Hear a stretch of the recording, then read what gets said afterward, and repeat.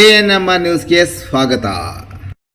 ಚಿಂತಾಮಣಿಯ ಹೆಸರಾಂತ ಡೆಕ್ಕನ್ ಆಸ್ಪತ್ರೆ. ನಮ್ಮಲ್ಲಿ ಜನರಲ್ ಮೆಡಿಸಿನ್, ಸಾಮಾನ್ಯ ಶಸ್ತ್ರಚಿಕಿತ್ಸೆ, ಅಡ್ವಾನ್ಸ್ಡ್ ಲ್ಯಾಪ್ರೋಸ್ಕೋಪಿಕ್ ಶಸ್ತ್ರಚಿಕಿತ್ಸೆ, ಗ್ಯಾಸ್ಟ್ರೋಎಂಟರಾಲಜಿ, ಮೂಳೆ ಚಿಕಿತ್ಸೆ, ಪ್ರಸೂತಿ ಮತ್ತು ಸ್ತ್ರೀರೋಗ ಶಾಸ್ತ್ರ, ಮಕ್ಕಳ ಚಿಕಿತ್ಸೆ, ದಂತ ಚಿಕಿತ್ಸೆ, ಕಿವಿ, ಮೂಗು ಮತ್ತು ಗಂಟಲು, ಮೂತ್ರಶಾಸ್ತ್ರ ಚಿಕಿತ್ಸೆ, ನರವಿಜ್ಞಾನ, ನಾಳಿಯ ಮತ್ತು ಎಂಡೋವ್ಯಾಸ್ಕ್ಯುಲರ್, ನೆಫ್ರಾಲಜಿ, ಡಯಾಲಿಸಿಸ್, ಬೌಲ್ ಚಿಕಿತ್ಸೆ, ರೇಡಿಯಾಲಜಿ, ಎಂಡೋಸ್ಕೋಪಿ ಲಭ್ಯ. ಸೌಲಭ್ಯಗಳು: general ward, private ward, twin sharing ward, day care, ತುರ್ತು ward, 3 modular OT, step down ICU, ಜೊತೆಗೆ ಪ್ರಮುಖ ವಿಮಾ ಕಂಪನಿಗಳೊಂದಿಗೆ ನಗದು ರಹಿತ ಸೇವೆ ಲಭ್ಯ. ಹಬ್ಬದ ಖರೀದಿ ಭರಾಟೆ ಜೋರು.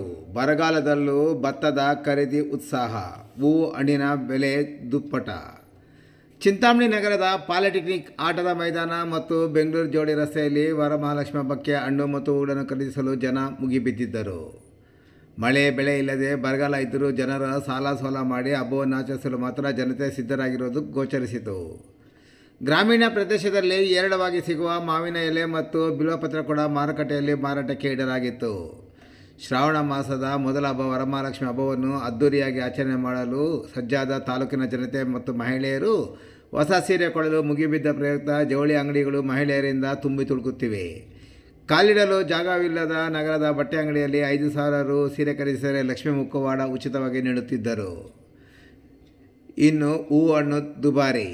ಮಾಮೂಲಿ ದಿನಗಳಲ್ಲಿ ಸೇವಂತಿಗೆ ಕೆಜಿಗೆ 100 ಇದ್ದು ಈಗ 300ರಿಂದ 400 ರು, ಬಟನ್ ರೋಸ್ 350ರಿಂದ 400 ರು, ಚೆಂಡು ಹೂವು 100ರಿಂದ 150 ರು ದುಪ್ಪಟ್ಟವಾಗಿದೆ.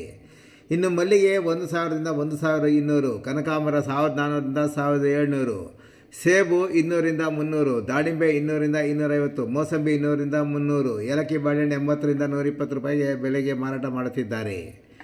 ರೈತರ ಹತ್ತಿರ ಕಡಿಮೆ ಬೆಲೆಗೆ ಖರೀದಿಸಿ ಮಧ್ಯವರ್ತಿಗಳು ಲಾಭ ಮಾಡಿಕೊಳ್ಳುತ್ತಿದ್ದರು ಕಂಡುಬಂತು.